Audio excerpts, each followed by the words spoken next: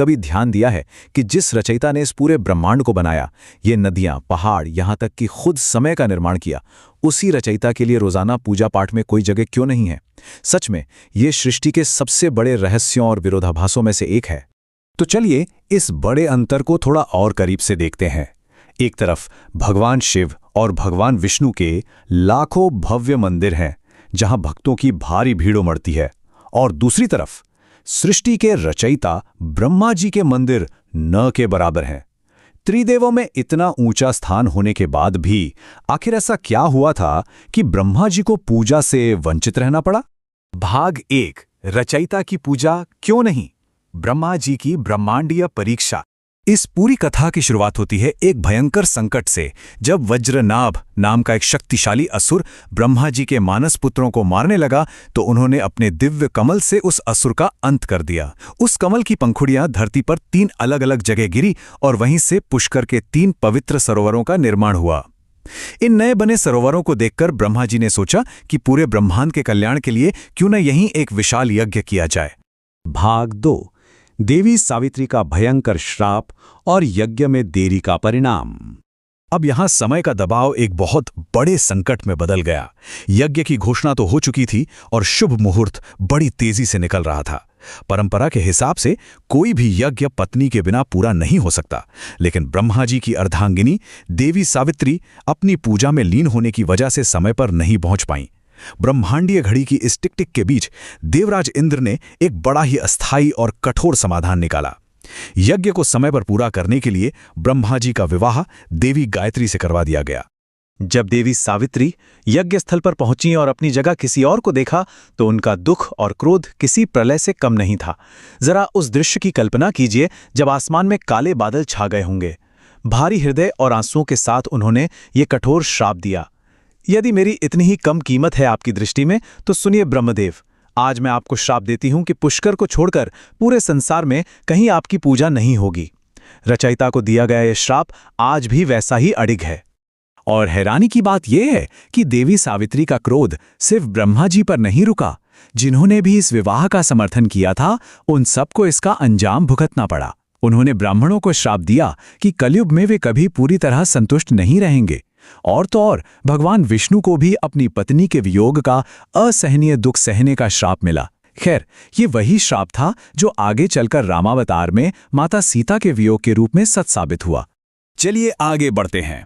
भाग 3, माता सरस्वती का दिव्य प्राकट्य, जब मूक सृष्टि को मिला स्वर। ब्रह्मा जी ने जब पहली बार सृष्टि की रचना की थी तो उसमें नदियां थीं, पहाड़ थे, जीव जंतु थे, लेकिन सब कुछ बिल्कुल मौन था। ये एक ऐसी दुनिया थी जो दिखने में तो परफेक्ट थी पर पूरी तरह से मूक और भावहीन थी। जीवन तो था पर अभिव्यक्ति का कोई जरिया नहीं था। तब भगवान विष्णु ने उन्हें सलाह दी कि सृष्टि में प्राण और स्वर फूंकने के लिए एक दिव्य हस्तक्षेप की आवश्यकता है।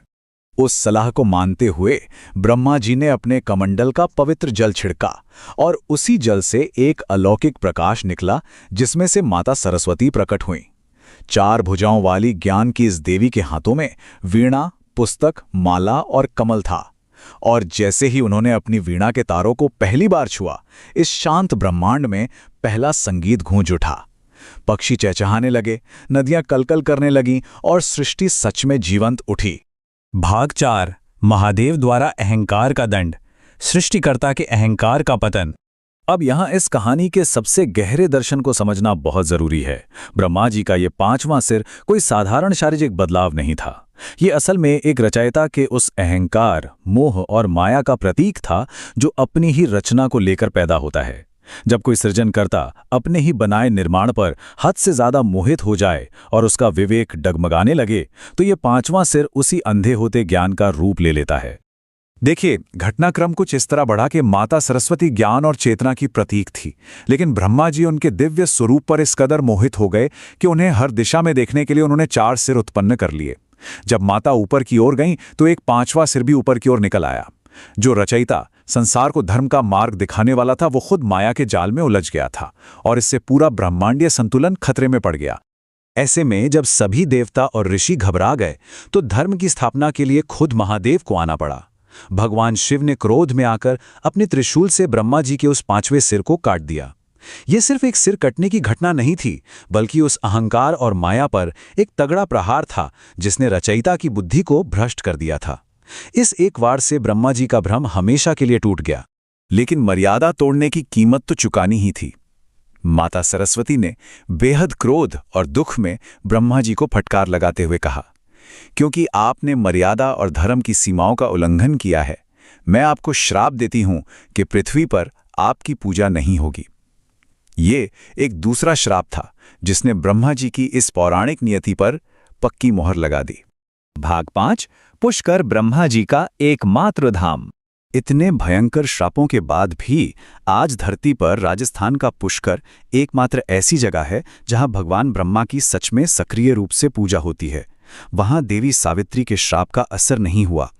और एक बड़ी दिलचस्प बात यह है कि इस मंदिर से थोड़ी ही दूरी पर रत्नागिरी पर्वत पर देवी सावित्री का मंदिर भी है, जहां से वो आज भी मौन रहकर इस पूरे दृश्य को देखती हुई सी लगती हैं।